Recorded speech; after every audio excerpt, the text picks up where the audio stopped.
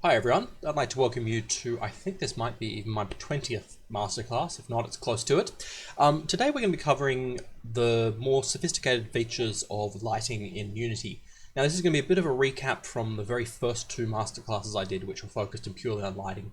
And I feel like there's probably some room to sort of cover off the more advanced aspects, but also to refresh some of the earlier topics we covered. So the goal of today's course is basically going to be how to recreate some of the lighting scene in some of our top artists' scenes. So I'm actually going to open with a scene that was built by one of our creators, Lex, who I've used before in his screenshots for his regions.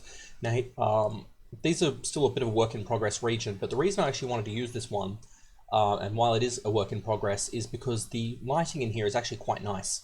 To look at. And I want to actually talk a little bit about how this lighting setup is built, and particularly how it impacts avatars. Now, what you see here is that we've got nice, soft, diffuse lighting from across the entire spectrum, and we've actually got no real harsh shadows across the face. Even if we turn the avatar around, our harsh shadows don't really happen. They sort of tend to be fairly diffuse and high quality, regardless of how the avatar is positioned in the scene. Now, what's actually building this is, and I'll do some comparisons against some of the scenes that have got a bit more harsh lighting in them. So I might pick the Venice Beach region, this one with particularly harsh because I know that it doesn't use baked lighting. So the reason why we've got high quality baked lighting in, for instance, Lex's region versus a bit more of a rougher lighting pass, which we'll see in this particular region once it loads. I might have to sort of skip through the cutscene here. Whoops. So this scene doesn't actually have lighting. Let me go to another region that might be a bit more conducive to us doing a demo here. So the reason why we've got these sort of vast differences in lighting is how the setup is. Now, if you want a really dramatic scene where you've got really harsh, strict lighting, then that's something that you've got available to you here. We aren't locking you down to one lighting path or another. But what we often want is that sort of really nice, warm, diffuse lighting that makes avatars look good. And to do that, we actually need to have a couple of components in place. So hopefully this region is a little bit better. I think this one's, again, not so great on the harsh lighting. It's always when I'm looking for a region that's not particularly good, it's always a fun finding one. What have we got in here? This one will do the job. This is quite an old region, and I'm sure the lighting in here is kind of garbage, but it will help showcase the point. I actually have a nice new internet connection as of a couple of days ago. I'm very happy about it, so hopefully I can start streaming this at a higher resolution. Again, not quite bad at demonstrating my point. We'll be able to demonstrate in the editor. So I'm just going to log out here and I'm going to go to a test scene. Now, if you've been to my really old office hours, you'll recognize this scene. This scene was put together from a couple of things. It was a little bit modeled by me and a little bit modeled out of a few Unity demo scenes and things that were sort of smashed together in ways that the original authors probably didn't really intend. Now, this scene has actually got a relatively nice lighting rig in it at the moment. It's comparable in many respects to what Lex has achieved in his region. So if we drop a character model in here, I think I've got the 2015 models in here at least. I'll drop a male. I'm going to swap the skin out for this one. Space male.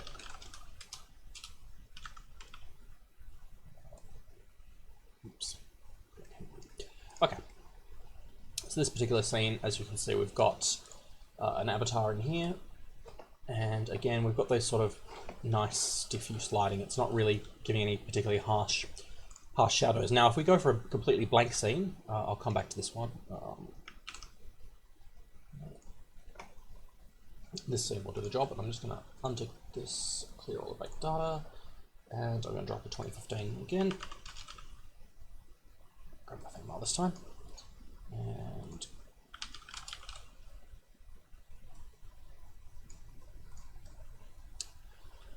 now I've got a little bit of a harsher job on the lighting. It's not too bad in this particular scene.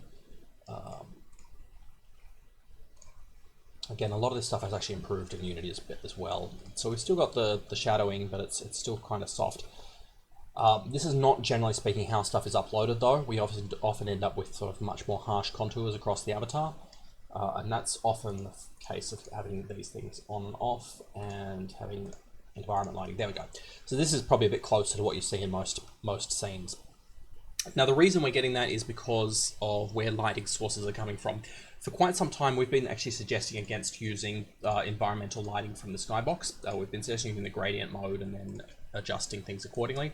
As you can see here, this has a really significant impact on sort of how regions look, how quality they are. And if you don't account for it properly, what we end up with is a situation where we get these sort of nasty shadows appearing on all avatars. And a lot of that's coming from the equatorial lights. As you can see, if we soften up the equatorial lights, we can get something that's fairly similar to how the original one looked. But it's still not great. Now, the reason for this, and the reason that lighting looks good in some scenes and not others, is basically that lighting needs to come from multiple directions. If you're relying on a harsh directional light or a singular directional light for the majority of your lighting sources, well, we can show you. I will set the color for this one down to 0. And now we've got sort of a single directional light, and that's giving us that sort of very bitter, harsh lighting on the avatar, and that just doesn't look good. I mean, it makes the avatars look like they're made out of clay. So what we want is lighting coming from a variety of sources. We want lighting first coming from the skybox. We want lots of lights coming everywhere. That doesn't solve the problem though if you are in an enclosed space. You want sort of those more, if you've got a closed space, you won't be able to actually get in the environmental skybox lighting. It'll be the lighting of the surrounds. And in that case, the directional lighting may kick in depending on what your shadow settings are. But the other thing you want to look at is baked lighting.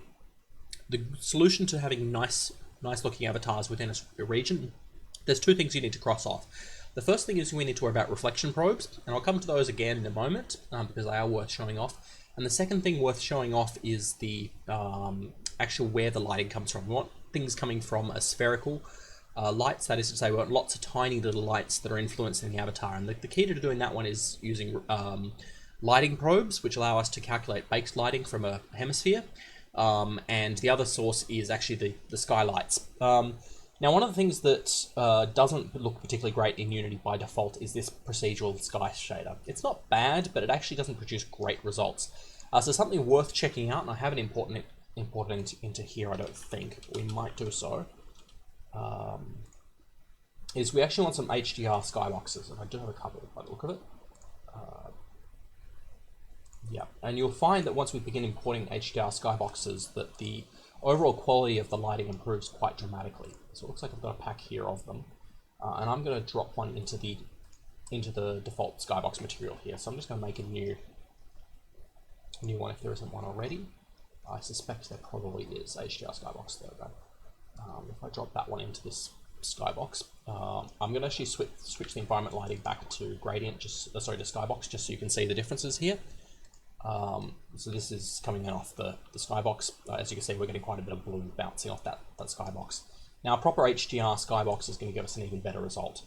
And I just need to bounce that between the two to get the best results.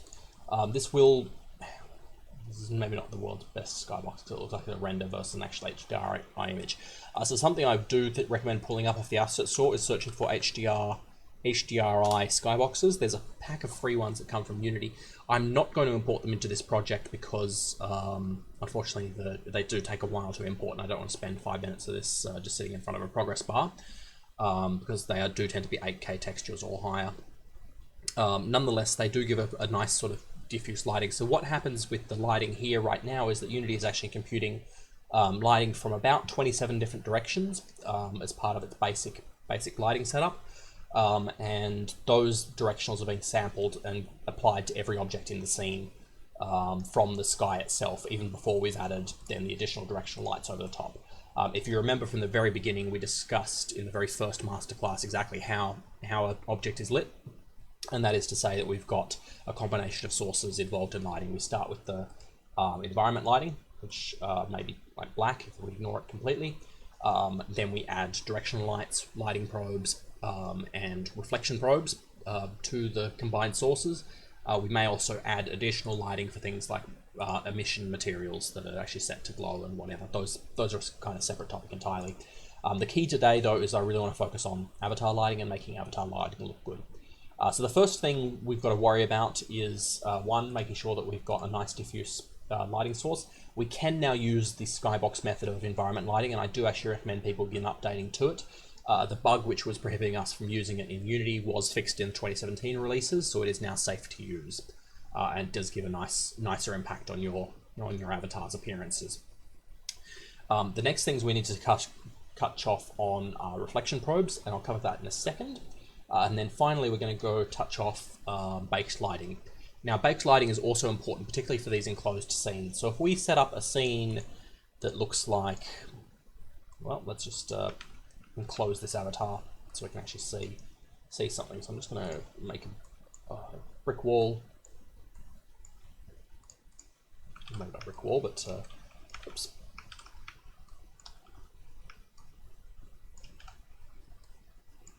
Now, what we should be seeing is the avatar is actually still being impacted by this environment lighting. If we go to color, skybox, or if we toggle these off and on, you actually won't see a difference on the avatar. Although weirdly, we actually are seeing some impact. I don't know if that's actually deliberate or not. Oh, that's the directional light. So that's the directional light there being blocked. So if I turn that off, we rely entirely on the ambient lighting, then what we're seeing here is that there's no impact, and we want actually those things darkened down as well. The problem has been that this sort of ambient lighting is not very good for covering enclosed spaces, which is where baked lighting comes in. So if we want this avatar to look good in this particular scene, I'm just going to box this out a little bit more.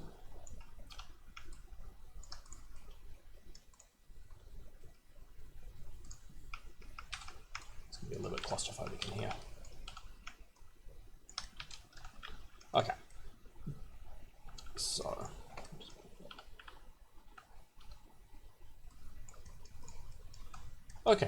incidentally, if you're wondering about how I'm flipping between the tools, the Q, W, E, R, T, Y keys allow you to switch between Unity's built-in tools, so you can just sort of swap between them as you work.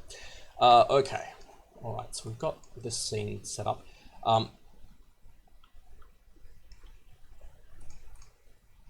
Now, what I may do. Actually, no, I'll leave that alone. But in order to get this avatar looking good, we're going to actually switch to using lighting probes in this particular scene. And if we have particular strong light sources, for example, spotlight, I'm going to put a spotlight pointing at the avatar here. I'm going to make this one quite strong, just so we can see the effect a bit more dramatically than in practice. I'm going to set that to 2, and I'm going to turn off the skybox lighting. Again, here we've got those sort of harsh shadows. Now that's not actually something that would have really happened in a particular real-time scene, in a real-world scene. We would never get shadows that sharp in an enclosed environment unless the walls were painted with black paint. In this case, they are white painted walls, and we're still seeing that effect. And the reason for that is that in the real world, what happens is that the photons emit from the spotlight here, they bounce on the walls, then they hit the back of the head of the character. And in order to simulate that effect here, we can use baked lighting. Now, baked lighting in older virtual worlds, for example, only covers the objects themselves. In Unity, we're actually able to bake lighting that encompasses the in-game environment, and that means that objects that move around and are added to the environment at runtime, we can actually bake lighting for them. And that's done through a method called probes, which I'll explain in a second. Now, there is some alternatives from a technical level, and this is a bit more high level, but worth going into very quickly, that actually allow us to calculate that stuff without doing baked lighting. There's some solutions called volumetric lighting, which use voxel cone tracing and things like that to actually work this stuff out on the fly. I know some of our competitors do use that method. The reason we don't use that method, while it is an option for us to flip on, the reason we don't is that it really hammers graphics cards and actually limits what you can do in a virtual world, because it means that you've got to spend half your rendering budget on calculating the lighting, whereas the way we do it with baked lighting here is actually very efficient and means that we can still enable things like mobile clients that look good. So these kinds of results we do with the baked systems will actually translate even to low-end systems like WebGL. You'll still be able to get these good quality results without having to sacrifice the big performance hit of actually doing a full real-time voxelized lighting solution. Now, back to this one. Now, the solution here to get this to behave, first things first, we're just going to bake the scene. And to do that, we're just going to go on the inspector. We're going to select all the objects that are part of the baking solution, and we're just going to mark these static, which is this tick box up here. Static, spotlight, I'm going to do the same. I'm going to set this mode to baked. Now, this avatar is not static, so it's actually going to suddenly, in fact, when I set it to baked entirely, I'm going to set it to mixed. And mixed means that it's got a combination of real-time and baked, which is what we want here. Now, to get this to bake, I'm just going to save this into a new scene. Masterclass. And call it lighting demo. And we do need to save the scene before we begin baking lighting. I think Unity will throw a fit if we don't. Now, something to note just with the Unity baked lighting system is that the quality of the system has actually gone up dramatically with the new progressive light mapper. So it is something, if you haven't used Unity's baked lighting for a couple of months or years, it's definitely better than the old Enlighten pure system.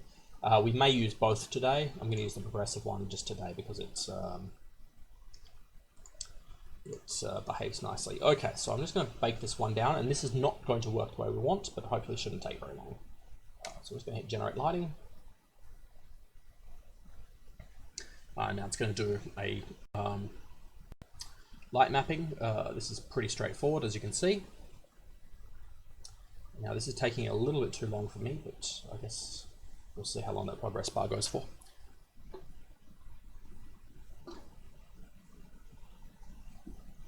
So what this is doing is the same thing a commercial renderer would do. It's actually ray tracing the whole scene.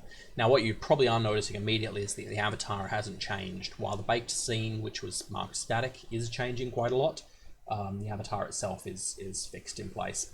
I'm just going to wait until this bakes down to 0, which won't take very long, and then we'll do some filtering and things, and the overall result should be quite nice and smooth. It'll be interesting having a look at the entrance to this particular cave, because it should also incorporate some of the lighting from the HDR skybox that we're using. So just give it a minute, another minute, 5 seconds, 4, 3, 2, 1, and this is where it mysteriously freezes. Nope, all good.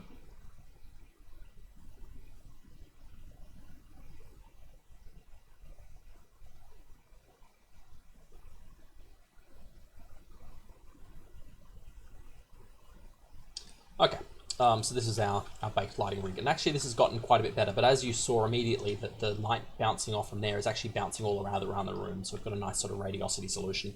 And the rest of the room obviously wouldn't have looked dark, but the avatar shouldn't either. Now what we can do to get the avatar to actually sort of look natural within this environment is to start baking probes for it. Now probes are just little objects that are placed within the scene that sample light source from many directions, and they store that information. Then as an avatar walks around the scene, it reads information from the nearest 3 probes and interpolates that information, and actually sort of generates an approximation of what the base lighting looks like in that particular area. The approximation is quite good. While I have used the word approximation, it is actually pretty solid. Now there's a couple of ways of doing this. We can place them by hand, and to do that we just create a blank game object and we attach the light probe group component. And as you can see immediately it drops those things in. So those little nodes there are the points at which it's going to sample. And as I said, the avatar will sample from the nearest 3.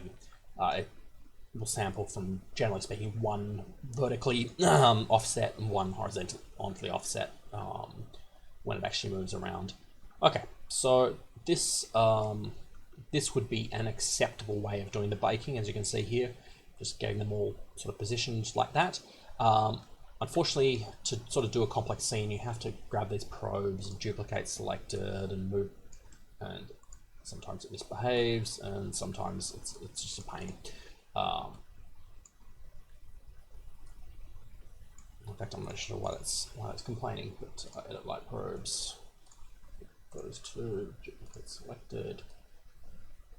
I don't even know why that's misbehaving, but that's kind of part of the point, is that placing probes by hand is awful. We have a whole bunch of systems built into our editor pack that actually let you avoid this. So we can add components. I'm just going to go search for what they're called. I know one of them is the probe drop plane. We're just going to go with the probe area to begin with. In fact, the probe nav mesh might even be even better.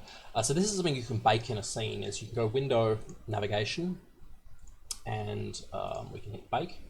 And what this does is actually bakes a map of where in the scene avatars could possibly walk around if they weren't flying. Now you do have to account for flying in Science Space because people do fly if you don't have that switched off in your region. But what we've got here is we've actually got a nice little map of what is important areas in the scene that we probably want to get light bake information on, which is nice in blue there. And we can actually use our a script called the probe nav mesh. If we just drop that onto there, as you can see here, we can just attach all these components, click the update button, and it added a couple of probes, but not really that many. We might just increase the density. It's set to generate 1 per 25 square meters, which is probably a bit too high. So I'm just going to set this density down to 2 for update. And it's placing a couple of probes, but not enough. Set it down to 1. I'm just going to set the rotation to 0, 0, 0.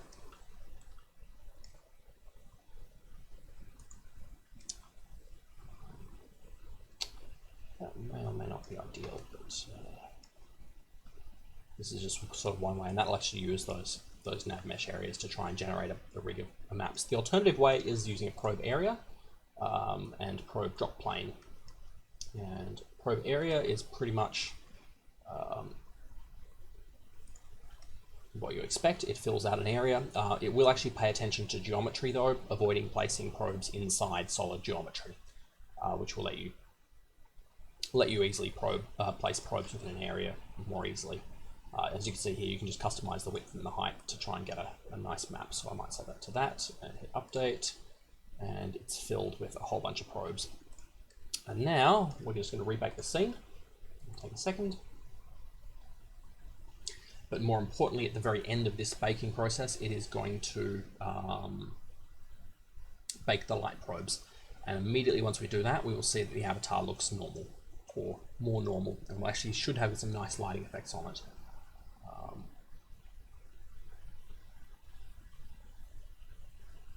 Even when you're doing outdoor scenes rather than just these indoor scenes, while some of this stuff I've just covered is more relevant for indoor scenes, outdoor scenes are also particularly important for light probe baking, because again, you often rely on very harsh directional light.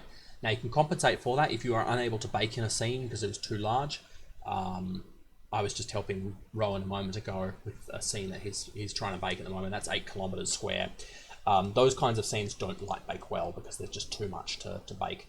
But immediately, as you can see here, we've now got much softer light. Even though we were only relying on a single spotlight to light this character from this particular location, what we are seeing is that a lot of the more harsh shadows have been softened. It's not quite as dark, and we're getting some bounced reflect lighting off the character there.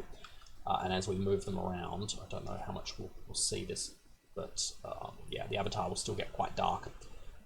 But even though it's as it gets closer towards here, so even though this is out of the directional light, we're seeing that there's quite a bit of bounce lighting coming off there. That's because it's sampling from a light probe. Now, if I go here, we actually can see the probe data. I have to go hunting for it. It's light probes. There's a way of doing this. Do I have to have an inspection? There we go. So immediately, if you select the mesh renderer, you can actually see which probes it's getting influence from. So it's getting that one from that very bright section there, one there from there. And it's just sort of interpolating that data around the place. And it gives you a more natural feel, and it also means that the avatar doesn't look like garbage when it walks into and out of a very bright light source in an enclosed space. So I'm just going to pull up the lighting for the scene. I'm just going to change that back to skybox. And I'm going to make this bigger. One of the neat things about Unity is just that the light baking is actually built in. You don't need to do anything with external tools. There is actually, incidentally, some tools worth checking out. I have actually taken a brief look recently into the new Otoy renderer. Unity released that with Otoy very recently that lets you bake using Otoy's Octane engine. And I think I'll cover that a little bit more in a future class, because there is some benefits to using that system. It's still very premature. My initial experiments did sort of fail in a few different ways, and you do need to build around it. But it is worth checking out because that gives a really high quality light bake as a result. So I'm just going to rebake the scene with these changes. I've now got the environmental lighting, so we actually should get some light from this skybox bouncing in. Probably won't bounce very far in, but it should bounce in a little bit, as we can see here immediately.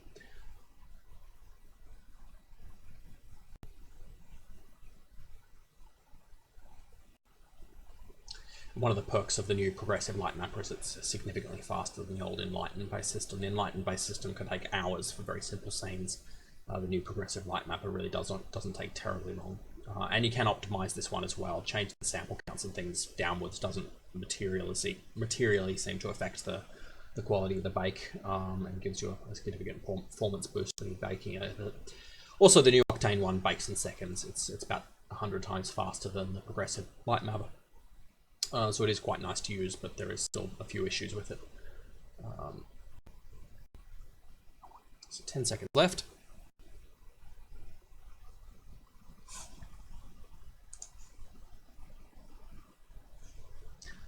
3, 2, 1.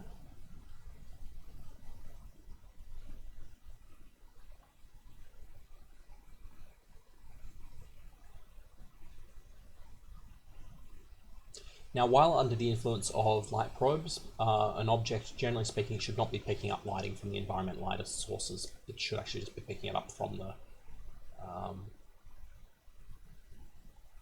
the baked information in the light probes themselves. So just wait a minute.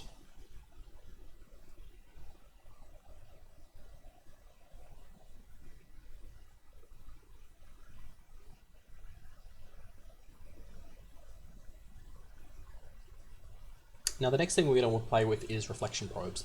Now reflection probes basically do the same process as light probes. They sample the nearby environment, but they sample it at a much higher resolution, and they let you actually calculate reflections in real time. So again, this one, guys, should not be, I think if I've got this right, yes. So now we've actually got this under probes. You'll notice that as I flip around the lighting intensities in light source, the character is not changing because it's all in the baked information. So the baked information is overriding the defaults here. So what I will do is I will move the character around. And hopefully my light probe grid, I may not have extended it far enough out.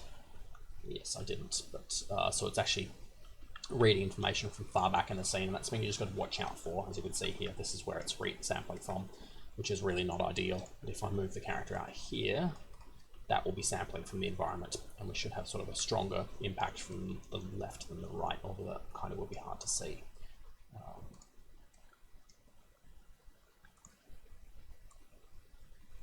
As you can see here, that's the environmental lighting, and then as we go inside, we actually pick up the lighting from the room itself.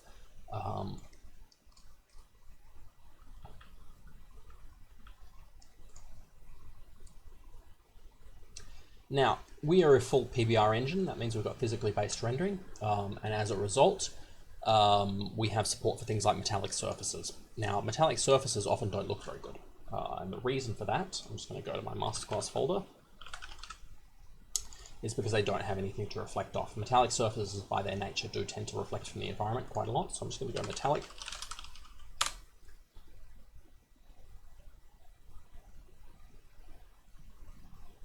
And we're going to take a leaf out of the Terminator's book and make this character metal.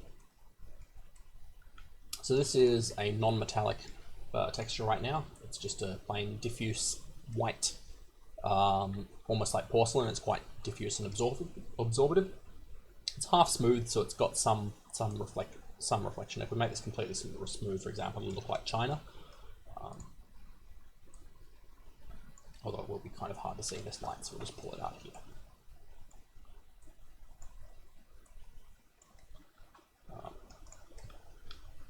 So that would be sort of a plasticky surface, could be quite smooth, but not metallic. Now, metallic objects will reflect from the environment, as you can see here. That, on the other hand, doesn't look very good, and part of that is because we've got a bit of a rubbish skybox in here, but also because it won't be picking up from the environment itself. So if it's in here, for example, it really doesn't look great. What we can fix that is with reflection probes. And what we're going to do is we're going to create a new one. They're under the game object light selection. I'm just going to place one right here. I'm just going to fit and resize this so it actually lines up with the building.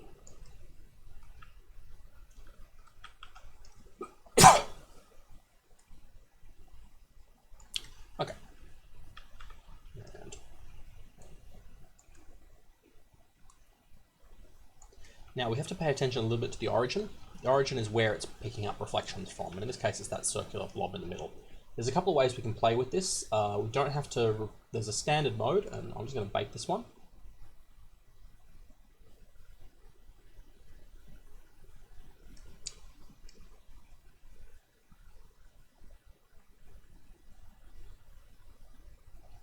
Just give this a moment. Okay, so now we've got more accurate reflections. If this was a metallic object in this kind of environment, this is a very artificial metallic, but it's quite smooth, very reflective. If it was more dull metal, it would look like that. Had it been subjected to a blinding spotlight like it's currently being subjected to. We'll pull up the smoothness just so we can actually see the reflections. The smoother the material, the more coherent the reflections, and the more likely we can actually see the impact of that. So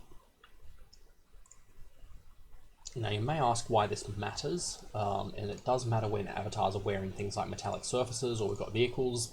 There is a lot of metallic surfaces on clothing, typically, that you don't really realize is there.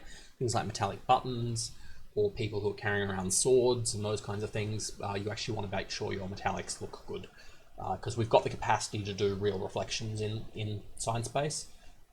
Again, some of the other virtual worlds that have got PBR, they don't actually do proper metallics, so everything kind of looks plasticky. But if you want this to look its best and to make scenes that really sort of make avatars pop, these are good tips to follow.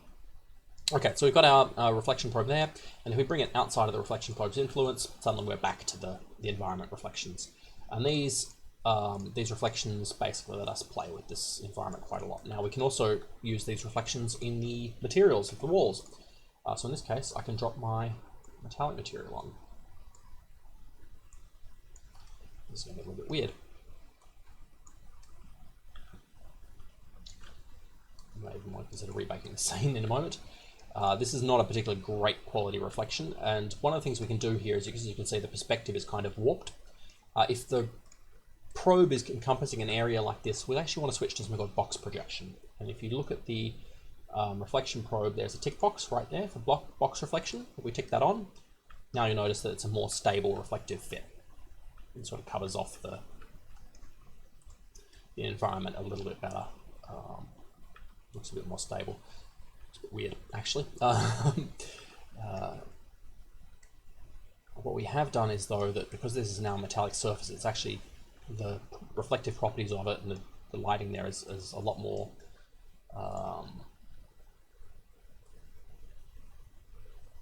harsh. So I'm just going to lower the metallic a little bit. And that's because we can sort of play with these materials and get really nice quality results. Now this is just a garbage test scene, but as you develop, you'll find that these tools are very useful to have.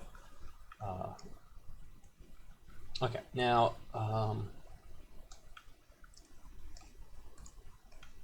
we'll just finish off with another bit of a demo here, just showing just how far light can bounce into a region too.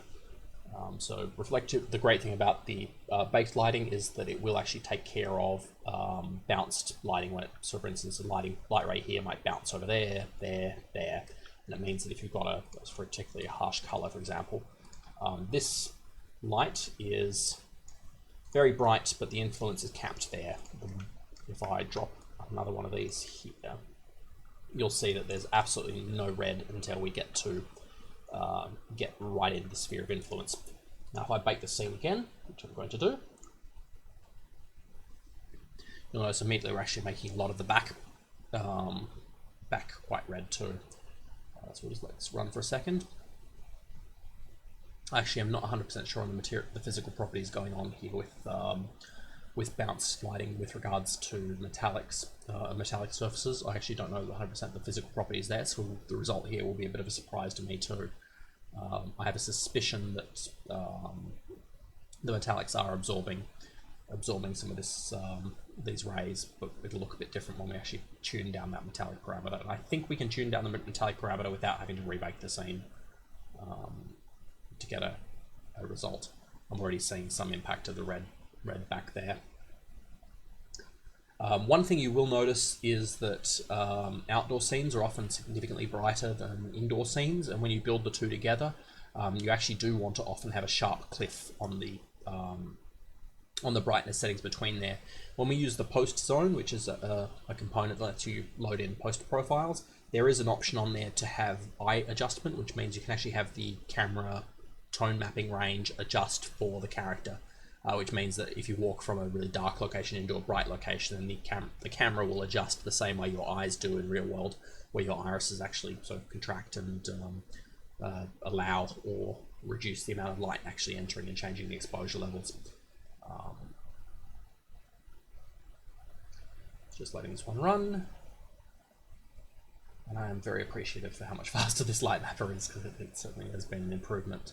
I think when I first started doing these tutorials, the progressive light mapper was still a bit more premature than it is today. These days it is a lot more mature, especially in 2017.2. We've benefited really from about a year's worth of Unity's work on this stuff with that upgrade.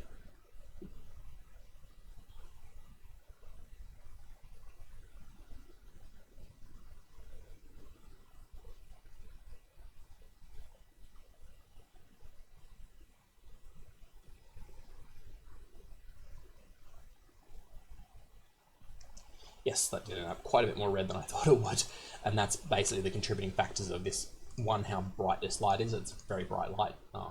It has an intensity of 58, which is very bright, and as you can see, all the lighting of that one is pretty much drowning out all the other lights in the scene. So it's the only bright surface here is the red spotlight. If I grab my metallic demo, I think this should behave if I lower it down. Yes, we're still getting not a whole lot of sort of bounce lighting here, and I think that's because the probes actually kind of ended at that particular point in the scene. Yes, they did. So we may not expand those for future bakes. Sorry, I seem to have picked up another cough. Okay, so I'm hoping that the basics of that is going to cover off how to do sort of indoor scenes.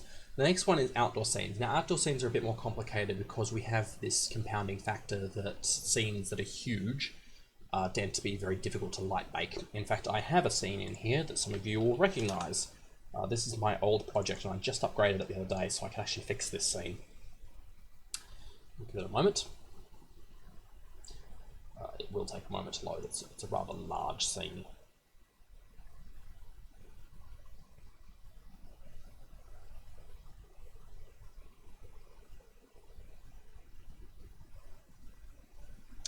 Here we go. So we have our friendly scene here that some of you have recognized as my Sudan scene. This is how it looks in the editor. It is actually a fairly large scene, as you can see. In case anyone's ever been wondering, there is actually a whole bunch of hidden things buried within this scene that you can't really know without actually having built this scene. So for example, this particular building can be entered. There's a whole little structure built inside, and at some point I will actually finish this up. There is actually a TV studio buried down here, which is powering a render texture. This is more fancy stuff that will probably be the topic of another class. There's it's over in this building here. We have a train with a TV somewhere on it. Oh, it's there, but I guess it doesn't play until you actually hit play. That's filming for that studio under there, and there's a couple of office buildings and things actually that you can get into here. So if you've ever been wondered where all this stuff is, there's about 5 or 6 different little structures actually buried within this scene.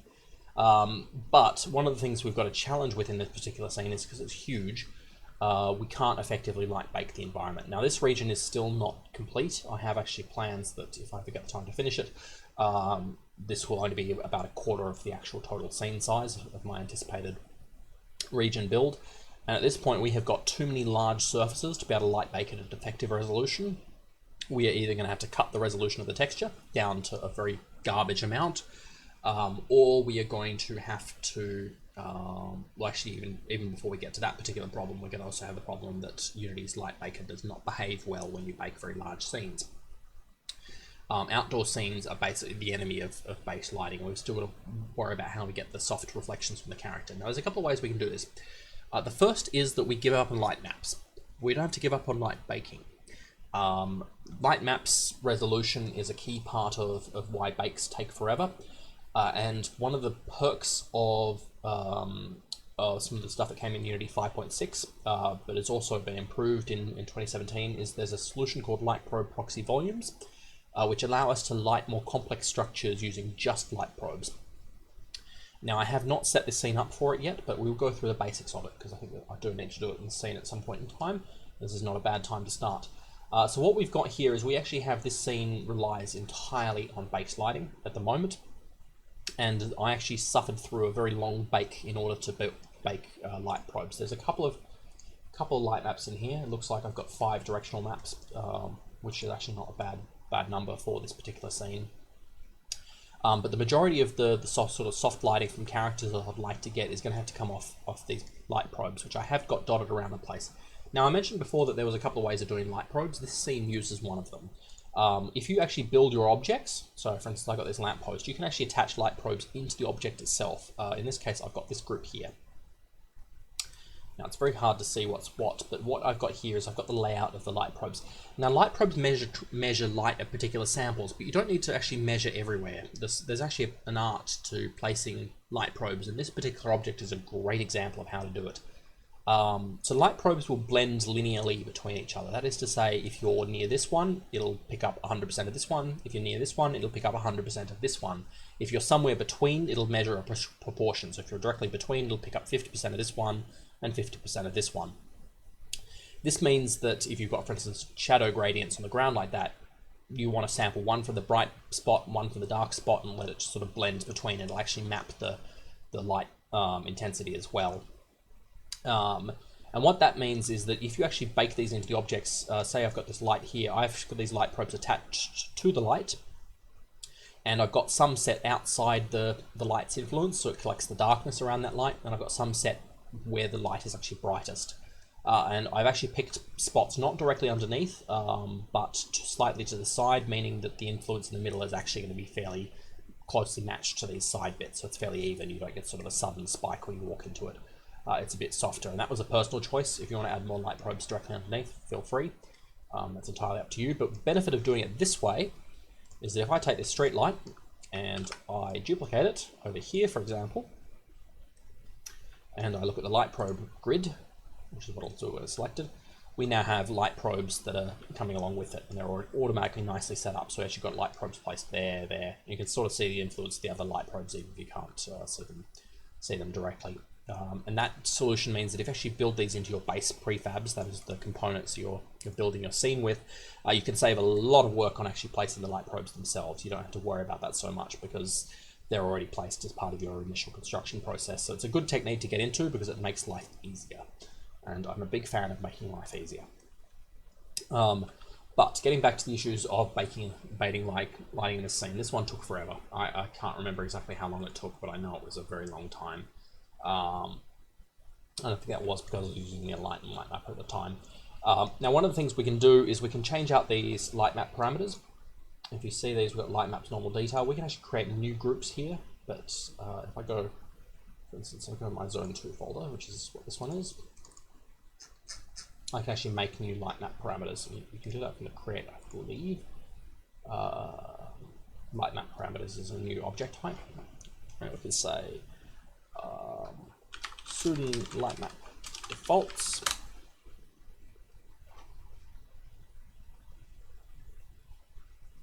And what we can do here is we can actually set the resolutions to crazy low, which will actually mean that light bake won't take very long.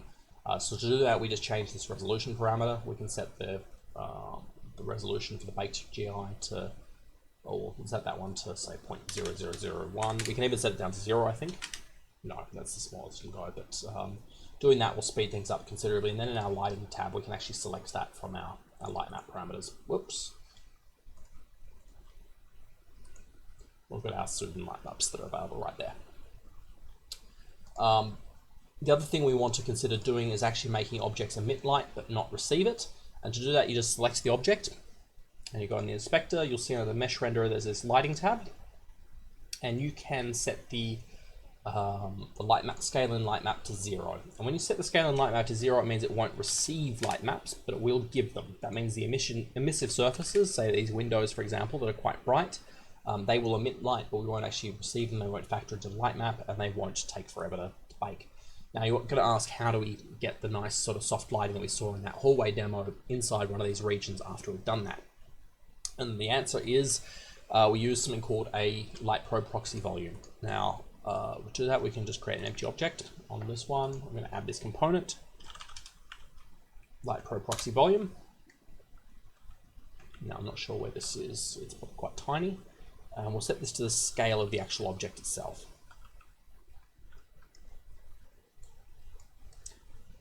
And to do that, that's going to be a bit of a dog, but there we go. We'll set it to slightly larger than the object.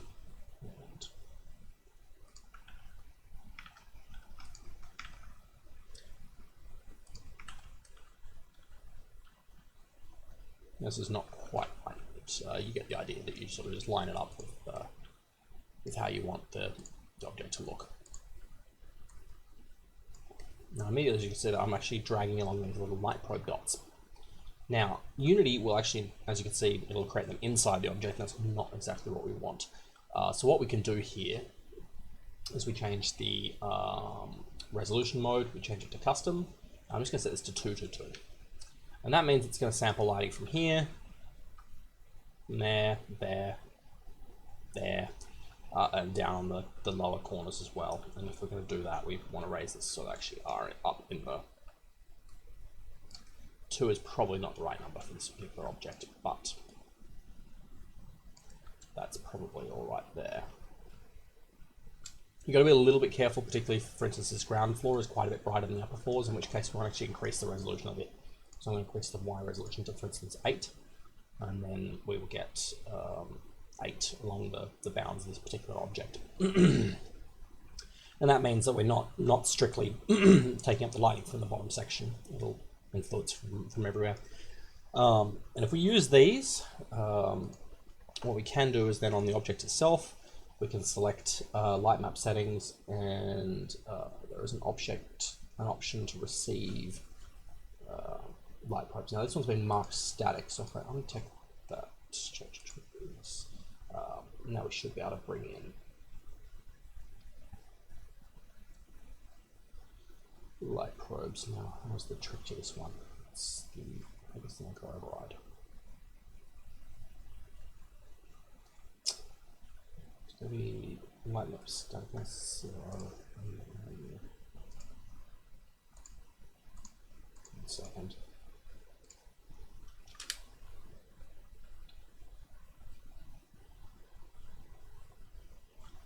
Do you just place the object in the bounds? That's right, the light probe proxy volume actually needs to be attached to the object with the renderer. That would be why.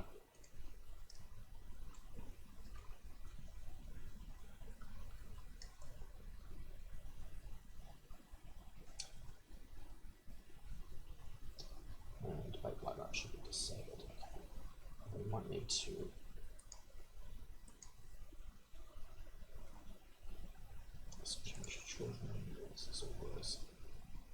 it's a bit of a pain to get right, so we need to make sure that we might have to rebake for this particular object, so I actually don't know if I can use it on this particular object, but I'll just create another one. This is a quick demo, 3D object cube, otherwise I have to clear light maps and bake this scene again, and I don't want to do that right now, as it'll take too long. Okay, so here we go, this has got one on. We'll set this one to use proxy volume. We can drag that proxy volume in, that's what we were looking to do before. It now has that proxy attached, and we'll just set this to custom, and we've got this. Now if we make this object bigger, we can pick up lighting that actually is coming off the probe, so there may actually be a very dark probe here. In fact, it looks like there is. As we move this one around, we should actually see the influence not be as solid as the avatar. If you remember back in the avatar's test scene, the avatar was picking up the location from just one point, which is at the center of the avatar, and it was getting the probe information. When we use a light probe proxy volume, it actually picks it up from multiple locations and it blends between them. We may actually even consider pushing this onto the default avatar. We've debated doing it before. There's a small performance impact, which means we'll probably have to hide it behind a setting, but it is worth considering. But as we can see here, now we've got the sort of ability to pick up complex lighting from a baked environment on a object without actually having to have light maps attached to it. And the benefit of that is that smaller file sizes, one light probe is equivalent to about 120 bytes worth of data. So it stores 27 color values, which are 4 bytes a piece. Sorry, more than 4 bytes a piece.